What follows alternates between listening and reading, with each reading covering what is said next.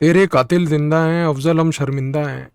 वहां से लेके कि India will start falling apart if it does not take care of its minorities, because a majoritarian Hindu India is basically a problem. ये जो western countries का narrative आज की डेट में भारत के अंदर तक लोग जो बातें कर रहे हैं, और वहाँ से लेकर ओबामा जैसे लोग टीवी में इंटरव्यू देके ये सब बोलते हैं, ये सब इनका दोगलापन है। आप इस चीज़ को समझने की कोशिश कीजिए कि विंस्टन चर्चिल के समय से ये शक्तियाँ कामयाब होती आई हैं भारत को नीचा दिखाने में। इन सब लोगों का एक ही जीवन का उद्देश्य था, ये बात लोगों के मन तक पहुंचाना और लोगों के माइंड को सबवर्ट करना भारत के, कि आप एज अ डेमोक्रेसी कभी भी कामयाब नहीं होंगे। पाकिस्तान का क्रिएशन, भारत का बंटवारा और टुकड़ा तोड़ के एक दो कौड़ी का देश क्रिएट करना, इन लोगों के इस नैरेटिव का लार्जर पार्ट था। सबसे सरप्राइजिंग बात दोस्तों ये है कि ओबामा आज की डेट में भारत में माइनॉरिटीज़ को लेके इतनी चर्चा करने में विवादित बयान देते रहते हैं, पर ये बयान इन्होंने तब क्यों नहीं दिए जब माइनॉरिटीज़ जेन्युइनली अंडर अटैक थे? क्या आज की डेट में ओबामा के अंदर एक हैसियत है कि वो इस बात को एक्सप्लेन करें कि जो CIA funded Naga Christian tribes हैं, वहाँ पर जो वो क्रिश्चियन ट्राइब्स आर्म्स उठाकर अरुणाचल प्रदेश के बुद्धिस्टों को उन्होंने मारा, क्या आज की डेट में इसके ऊपर ओबामा टिप्पणी देंगे कि माइनॉरिटी बुद्धिस्ट अरुणाचल के खतरे में नहीं थे? क्या आज ओबामा इस चीज़ के बारे में चर्चा करेंगे कि क्रिश्चियंस जो नॉर्थ ईस्ट में वहाँ पर त्रिपुरा में हैं, उन्होंने हिंदू जमातियों के ऊपर फतवा जारी कर करके उनको टॉर्चर और टेरराइज किया है?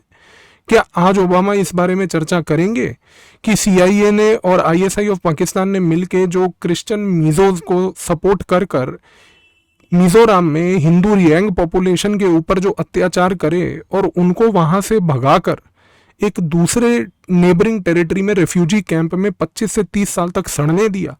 क्या ये उस समय कोई माइनॉरिटी पे अत्याचार नहीं था? दोस्तों, एथनिक माइनॉरिटी के ऊपर अत्याचार क्या होता है, इसकी टिप्पणी और इसका कोई पेटेंट या ट्रेडमार्क आज की डेट में आपके पास नहीं है, क्योंकि जब चकमा बुद्धिस्ट ट्राइब्स को तंग किया जाता है उस समय तो आपकी तरफ से कोई टिप्पणी नहीं आती।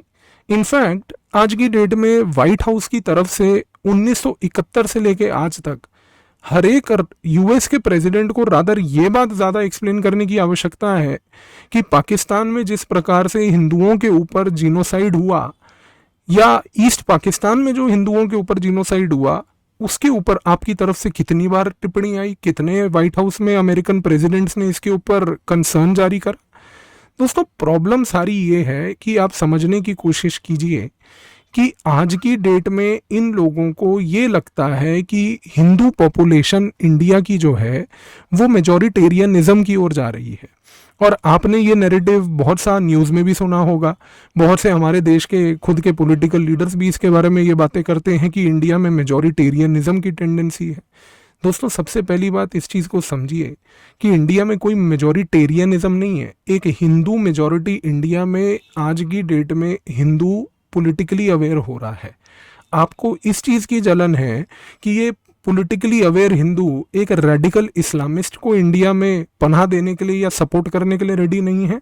आपको इस बात से जलन है कि आपके क्रिश्चियन मिशनरीज की जो एक्टिविटीज़ हैं उनके ऊपर आज की डेट में नज़र रखी जा रही है और चेक रखा जा रहा है, जिसकी वजह से लाचार हिंदुओं को कन्वर्ट करके क्रिश्चियनिटी में ना लाया जाए।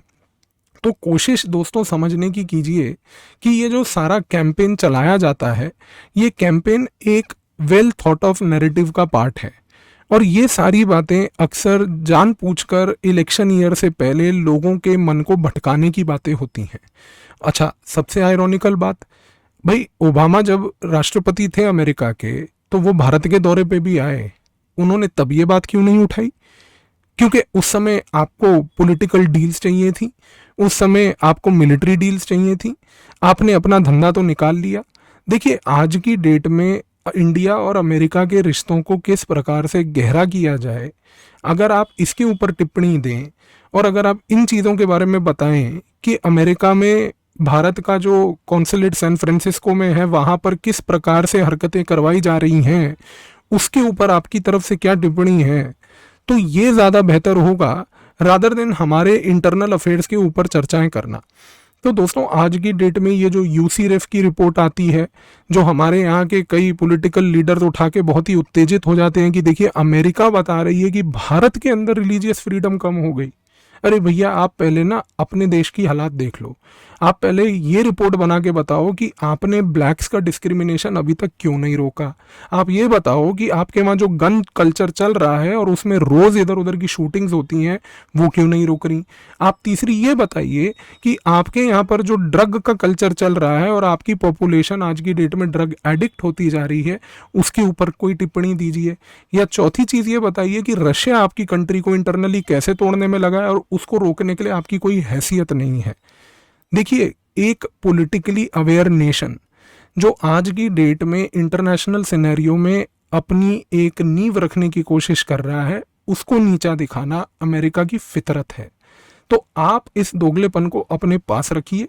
और अगर आप माइनॉरिटीज के लिए इतने ही कंसर्न थे तो मैंने जो आपको उदाहरण इस वीडियो में दिए और जो आपको इंस्टेंसेस बताए, आप खुद ही सर्च करके दोस्तों देखिएगा कि अमेरिका की इन टिप्पणियों, इन पर्टिकुलर इंस्टेंसेस पे कब कब ओपिनियंस या टिप्पणियां देखने को मिली। तो ये सारा दोगलापन है दोस्तों। इस दोगलेपन के नैरेटिव में मत फंसिए। एक politically aware Hindu population India में जो आज की डेट में एक रेडिकल इस्लाम के नैरेटिव को और ये जो क्रिश्चियन मिशनरीज का गेम है भारत में, इसको चलने से रोक रही है, जिसकी वजह से इनको सारी जलन हो रही है। तो जलन होने दीजिए, अपने आप इनो पिएंगे, उसके बावजूद भी ठीक नहीं हुआ तो अपने आप अपने बीमारी का हल ढूंढ लेंगे। दोस्तों हमारे साथ अनअकैडमी पे जुड़िए। 1 आउट ऑफ 3 सिलेक्शन 2022 में यूपीएससी के अनअकैडमी से हुए। साथ ही में जुलाई के मंथ में अभी एक एक्सटेंशन ऑफर चल रहा है कि 12-18 महीने की सब्सक्रिप्शन पे आपको 2 और 4 महीने का जो है एक्सटेंशन मिलेगा अगर आप PAVIAS कोड का प्रयोग करते हैं। साथ ही में अनअकैडमी का UPSC प्रॉमिस जो कि PAVIAS कोड से आपको मिलेगा प्रीलिम मेंस इंटरव्यू के लिए। और अभी एक आरंभ बैच आ रहा है जो इंग्लिश मीडियम है 8 जुलाई से, और 1 जुलाई से हिंदी माध्यम का भी बैच चालू हुआ है।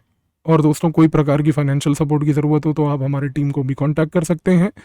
इसके साथ साथ ये हमारे ऑप्शनल्स हैं जो हिंदी इंग्लिश बाइलिंगुअल लैंग्वेजेस में हैं, जिनको PAVIAS कोड से आप ज्वाइन कर सकते हैं।